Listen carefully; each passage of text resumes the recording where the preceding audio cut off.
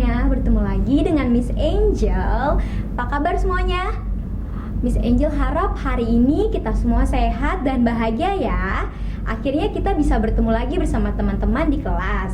Hari ini kita mau belajar yang baru. Topiknya apa hari ini? Yaitu barang dan jasa. Sebelumnya Miss mau tanya nih, anak-anak tahu nggak apa itu barang, apa itu jasa? Miss percaya nih pasti semuanya udah tahu kan apa itu barang. Coba ayo anak-anak lihat di sekeliling kalian, di rumah kalian, di kiri kanan kalian, ada meja, ada kursi, ada tempat pensil, ada buku, itu namanya barang. Lalu jasa, apa itu jasa? Pernah nggak kita dengar tentang jasa? Kalau anak-anak belum mengerti tentang jasa, Miss akan jelaskan lebih lanjut apa itu jasa dan apa itu barang. Oke? Nah, sekarang apa itu barang? Barang itu adalah setiap benda yang berwujud ataupun tidak berwujud. Meja, kursi itu barang yang berwujud. Nah, ini dia barang yang kita nikmati sehari-hari. Ini apa namanya? Gambar ini adalah batik. Batik, baju batik, seragam batik, apapun itu, rok batik yang kita nikmati sehari-hari itu adalah pengrajin yang membuatnya, pengrajin batik. Oke, selanjutnya ikan.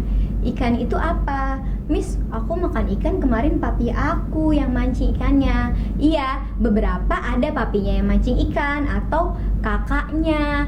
Tapi kebanyakan ikan yang kita makan, yang kita beli dari pasar itu nelayan yang menyediakannya.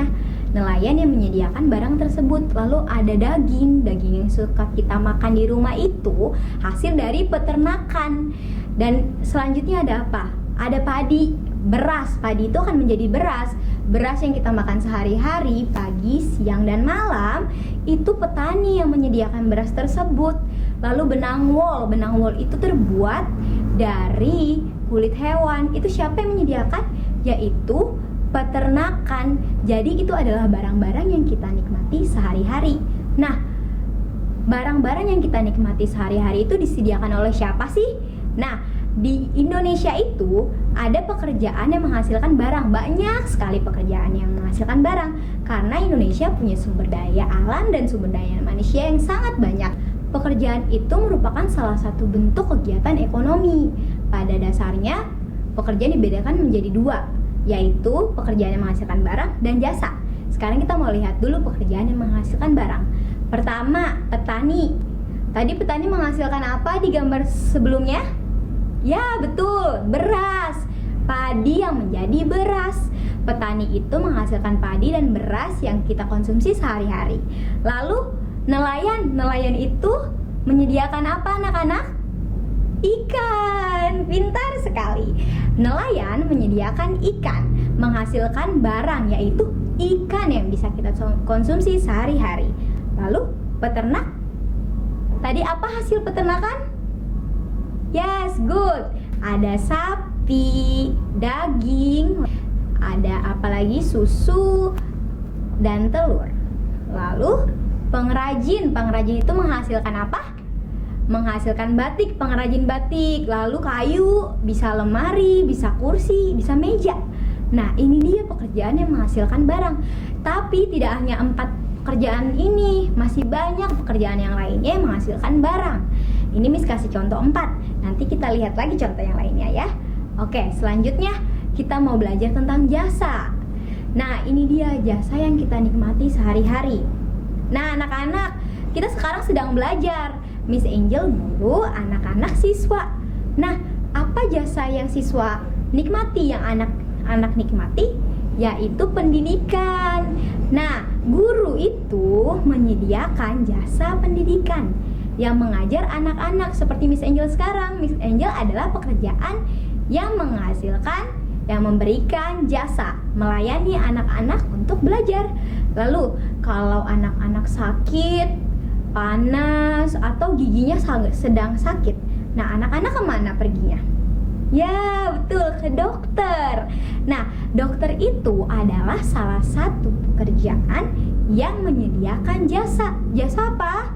Jasa kesehatan gigi, kesehatan tubuh kita, atau ada matanya yang lagi minus, itu kita bisa pergi ke dokter karena dokter itu menyediakan jasa kesehatan. Lalu apa selanjutnya? Polisi. Miss, apa tuh jasanya polisi? Polisi itu melayani masyarakat. Misalnya Miss, di daerah saya tuh motornya hilang tau Miss, jadi tuh nggak aman. Nah, polisi akan melayani masyarakat setempat supaya lingkungan lebih aman. Lalu selanjutnya apa nih? Wah, pencukur rambut. Nah, anak-anak sebagai siswa kita harus punya rambut yang rapi kan? Kalau rambutnya panjang kita harus potong. Nah, kita pergi kemana? Miss, mami papi aku bisa potong rambut aku. Oke. Nah, berarti mami papi memberikan jasa kepada anak-anak. Tapi kebanyakan dari kita memotong kepada pencukur rambut. Nah, pencukur rambut memberikan jasa apa? Jasa cukur rambut supaya rambut kita lebih rapi dan teratur.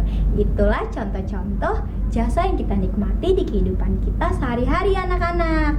Nah, profesinya apa aja tadi? Kayak yang Miss tadi bilang, ada guru, pendidikan, dokter, kesehatan, polisi, keamanan masyarakat, dan tukang cukur membuat rambut kita, Miss Angel dan anak-anak menjadi rapi. Lalu orang-orang akan lihat kita menjadi, ih cantik ya, ganteng ya, rambutnya rapi gitu. Nah, selanjutnya Miss Angel mau tanya nih, kita kan sudah belajar apa sih jasa, apa itu barang, lalu contoh-contohnya, contoh-contoh pekerjaan bidang jasa, pekerjaan yang menyediakan barang. Sekarang kita mau latihan, Miss mau tanya.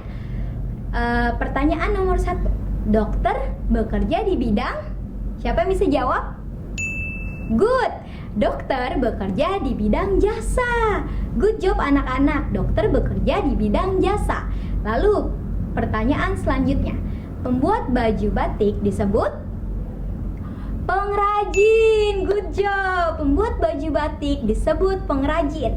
Lalu ini pertanyaan yang sangat mudah, guru bekerja di bidang, Miss Angel bekerja di bidang apa? Di bidang jasa. Yes, good, di bidang jasa, jasa pendidikan.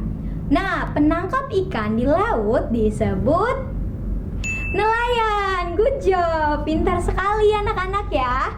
Lalu pencukur rambut bekerja di bidang jasa. Good job. Nah, ini pertanyaan terakhir. Nah, sekarang pertanyaan terakhir anak-anak. Ini sangat mudah. Seseorang yang bekerja dalam bidang pertanian disebut petani. Good job, disebut petani. Nah, sekarang Miss Angel yakin nih, anak-anak bisa membedakan yang mana barang dan yang mana jasa. Nah, karena anak-anak sudah mengerti apa itu barang dan apa itu jasa, anak-anak kita sekarang sadar ya, kita harus bangga menjadi rakyat Indonesia. Karena apa? Karena banyak sekali sumber daya alam yang kita miliki sebagai bahan baku. Contohnya tadi telur, beras. Anak-anak tahu nggak, beras tidak semua negara loh bisa menghasilkan beras yang bagus seperti di negara kita. Nah, kita harus bersyukur negara kita punya sumber daya alam yang banyak sekali yang kita bisa miliki sebagai bahan-bahan baku untuk menghasilkan barang-barang yang kita butuhkan dalam kehidupan sehari-hari. Di negara Indonesia itu banyak sekali pengrajin yang lemari kita gunakan, tempat tidur kita gunakan, meja yang kita gunakan, itu semua dibuat oleh pengrajin. Kita harus bersyukur. Lalu kita juga memiliki sumber daya manusia yang handal, dokter yang handal, guru-guru yang handal, dan memungkinkan kita menikmati barang ataupun jasa yang kita butuhkan. Jadi kita nggak perlu khawatir. Banyak dokter yang hebat, banyak guru yang hebat di Indonesia. Jadi makanya anak Indonesia itu pintar, makanya murid-murid Miss Angel itu pintar. Karena di Indonesia itu banyak sekali sumber daya manusia. Contohnya tadi, petani menghasilkan bahan pangan, peternak menghasilkan susu, telur, daging-dagingan, dan banyak yang lainnya lagi. Nah, anak-anak, sekarang kita sudah lihat kan, sudah mengerti banyak sekali pekerjaan yang menyediakan jasa, memberikan barang. Nah, sekarang anak-anak mau jadi apa kalau besar? Mau jadi yang memberikan barang atau menyediakan jasa, mau jadi guru, dokter, peternak, petani, apapun itu pekerjaannya, kita adalah orang-orang hebat. Apapun itu pekerjaannya, itu memberikan keuntungan untuk orang lain. Jadi anak-anak, pelajaran hari ini kita mempelajari banyak sekali hal tentang jasa, barang, dan kita jadi lebih pintar ya anak-anak. Nah, sampai di sini dulu pelajaran kita hari ini. Sampai ketemu di pelajaran selanjutnya. Dah.